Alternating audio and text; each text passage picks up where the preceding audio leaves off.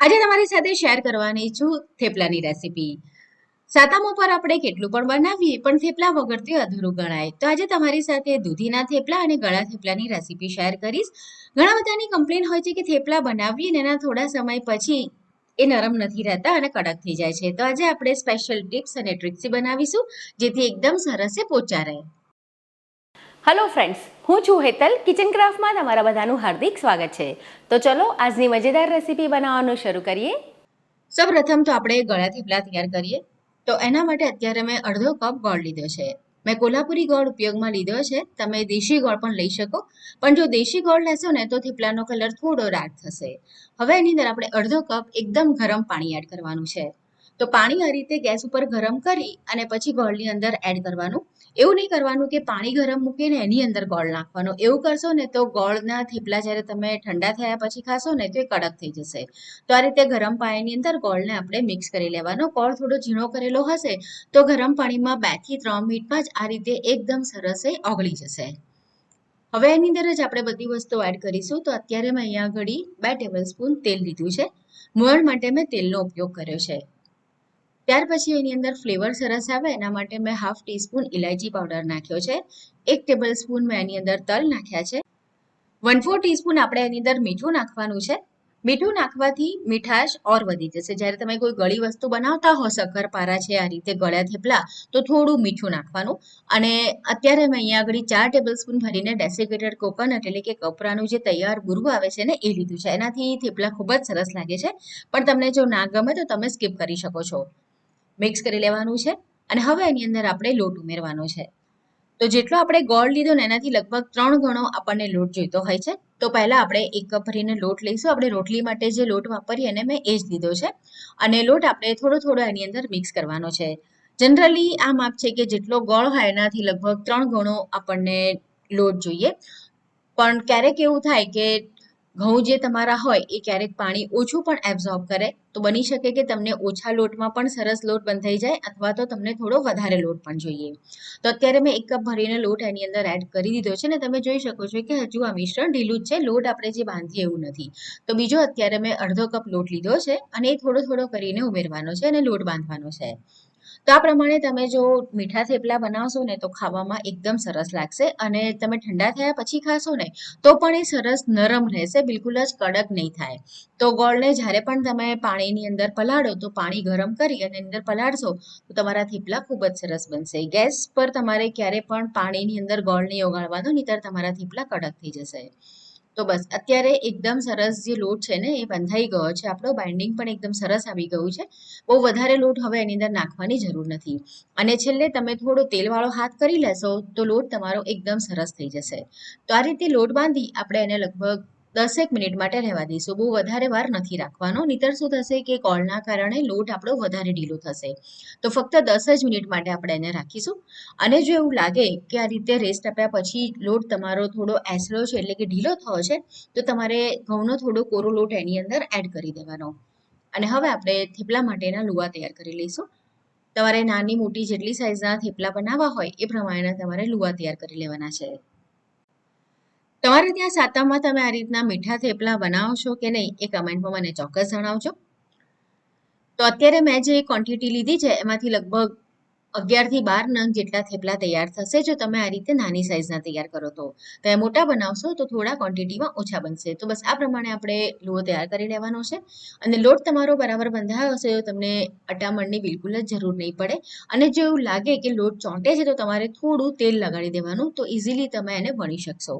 અને આ થેપલા આપણે થોડા પતલા જ રાખવાના છે, એટલે કે બહુ વધારે એકદમ પતલા નહીં, પણ જે નોર્મલ થેપલા બનાવીએ એના કરતાં થોડા પતલા કરવાના છે. તો બસ આ રીતે આપણે વણીને તૈયાર કરી લઈશું. હવે થેપલાને શેકવા માટે આપણે તવી ગરમ થઈ જાય પછી ગેસની ફ્લેમને સ્લો કરી દેવાની છે. અને સ્લો ફ્લેમ પર આપણે જ્યારે પહેલી બાજુ એને નાખીએ ને તો સ્લો ફ્લેમ પર એને એ સાઈડ ચડવા દેવાનું છે. ધીરા તાપે તમે એને ચડાવશો ને તો એકદમ સરસ એ બનશે.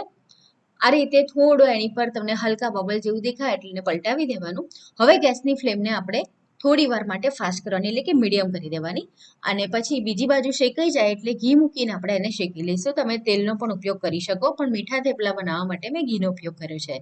તો બંને બાજુ સરસ રીતે શેકી લેવાનું છે. તો એક બાજુ તમારે ગેસની ફ્લેમને ફાસ્ટ રાખવાની એટલે કે મીડિયમ હાઈની વચ્ચે અને એક બાજુ ધીરા ગેસે. તો બસ આ પ્રમાણે આપણે બધા જે ગળ્યા થેપલા છે ને એ તૈયાર કરી લેવાના છે. હવે આપણે બનાવીએ દૂધીના થેપલા. તો એના માટે પહેલાં તો આદુ મરચાં અને લસણની પેસ્ટ તૈયાર કરી લઈશું. તમે જો લસણ ના ખાતા હો તો લસણને તમે સ્કીપ કરી શકો છો. પાણી નાખ્યા વગર જ આ પેસ્ટ તૈયાર કરવાની છે આપણે. હવે દૂધી અત્યારે મેં જોઈએ તો વજનમાં લગભગ 250 ગ્રામ જેટલી લીધી છે અને જ્યારે પણ થેપલા બનાવવા હોય તો એકદમ ફ્રેશ જે કુમળી દૂધી આવે છે ને જેની અંદર બીજ બહુ વધારે ના હોય એ લેવાની. તો એની છાલ કાઢી દેવાની છે અને ત્યાર પછી આપણે એને ખમણી લઈશું. તમે મેથીના થેપલા પણ તૈયાર કરી શકો છો. મેથીના થેપલાની રેસીપી પણ મેં તમારી સાથે શેર કરેલી છે તો તમે એ જોઈ શકો છો. તો દૂધી ખમણાઈ જાય પછી આપણે એની અંદર બધો મસાલો કરી અને લોટ બાંધીશું. તો આ જે થેપલા છે એની અંદર આપણે પાણી બહારથી બીજું કંઈ નહીં નાખીએ. દૂધીનું જે પોતાનું પાણી છે ને એનું જે મોઇશ્ચર છે ને એની અંદર જ આપણે લોટ બાંધીને તૈયાર કરીશું. તો આદુ મરચાં અને લસણની પેસ્ટ એડ કરીશું. તમારે જેટલી તીખાશ જોઈએ એ પ્રમાણે તમારે લીલા મરચાં લેવાના. મીઠું સ્વાદ મુજબ તો અત્યારે મેં 3/4 ટીસ્પૂન જેટલું મીઠું એડ કર્યું છે.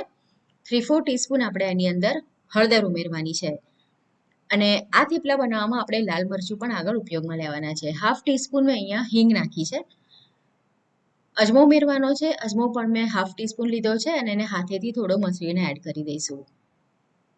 તલ લેવાના છે તો 1 ટેબલસ્પૂન અત્યારે મેં તલ લીધા છે. મોણ માટેનું તેલ ઉમેરીશું તો 2 ટેબલસ્પૂન મેં તેલ એની અંદર ઉમેર્યું છે અને 1/2 ટીસ્પૂન મેં લાલ મરચું નાખ્યું છે અને મીઠાશ માટે થોડો ગોળ નાખ્યો છે લગભગ 2 ટેબલસ્પૂન જેટલો. તમને જો મીઠાશ ના જોઈતી હોય ગોળ ના જોઈએ તો તમે એને સ્કીપ કરી શકો અથવા તો એની ક્વોન્ટિટીને ઓછી પણ કરી શકો. તો આ રીતે પહેલાં તો મિક્સ કરી થોડી વાર માટે રહેવા દઈએ. એટલે બધા મસાલા મિક્સ થશે ગોળ મિક્સ થશે ને એટલે એનું પાણી વળશે.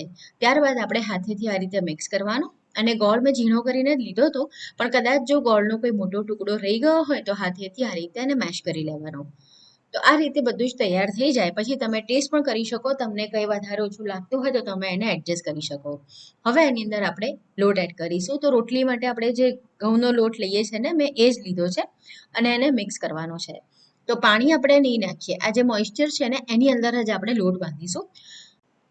જનરલી આપણે જ્યારે મેથીના થેપલા બનાવીએ ને તો એ પોચા બને એના માટે એની અંદર દહીં ઉમેરીએ છીએ પણ દૂધીના થેપલામાં દૂધીનું પોતાનું જેટલું મોઇશ્ચર હોય છે એટલું પાણી હોય છે ને કે થેપલા સરસ પોચા બને છે. જો દહીં નાખીએ ને તો પછી આપણે એમાં ઘઉંનો લોટ હજુ વધારે ઉમેરવો પડે એટલે મેં દહીં નથી નાખ્યું. તો હજુ બીજો મેં અડધો કપ લોટ લીધો છે એટલે ટોટલ મેં 1.5 કપ લોટ લીધો છે. કારણ કે તમને એવું લાગશે કે બાઇન્ડિંગ આવી ગયું છે પણ હજુ દૂધી ને મસાલા બધા લોટ સાથે મિક્સ થશે ને તો લોટ ઢીલો થશે. એટલે લોટ આપણે જ્યારે બાંધીએ ને ત્યારે થોડો એક કઠણ હોવો જોઈએ કારણ કે 5-10 મિનિટ આપણે એને રાખી મૂકીએ ને તો એ થોડો નરમ થશે. અને આનો પણ લોટ બાંધીને 10 મિનિટથી વધારે નથી રાખવાનો. તમે જોઈ શકો છો કે મેં એનો આ રીતનો જે સોફ્ટ હોય ને એવો લોટ બાંધીને તૈયાર કરી લીધો છે.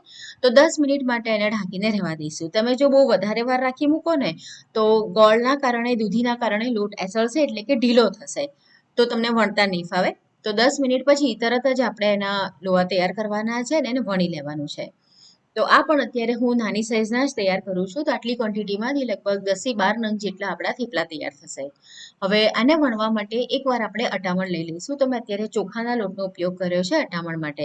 અને ઘણા બધા લોકો મને એવું પૂછે છે કે ચોખાના લોટનું અટામણ વાપરીએ તો રોટલી કે થેપલા કડક નહીં થઈ જાય પણ એવું નથી થતું. હંમેશા ચોખાનું અટામણ જ ઉપયોગમાં લઉં છું અને ક્યારેય પણ એવું નથી થતું કે એ કડક થાય. તો આ થેપલા પણ આપણે બહુ વધારે પતલા નહીં બહુ વધારે જાડા નહીં એવા રાખીશું અને આગળ જેમ ગળ્યા થેપલાને શેક્યા ને સેમ એ જ રીતે આપણે એને શેકવાના છે. એક બાજુ આપણે ગેસની ફ્લેમને સ્લો રાખવાની બીજી બાજુ ગેસની ફ્લેમને મીડિયમ અને હાઈની વચ્ચે રાખવાની. તો તમારા થેપલા એકદમ સરસ શેકાઈને તૈયાર થશે. અને આ દૂધીના થેપલાને શેકવા માટે મેં તેલનો ઉપયોગ કર્યો છે. તમે આમાં પણ જો ઘી લેવું હોય તો લઈ શકો છો. અને બંને બાજુ આપણે તેલ મૂકવાની જરૂર નથી. એક બાજુ તેલ લગાડીને શેકશો તો પણ તમારા થેપલા એકદમ સરસ પોચા બનશે.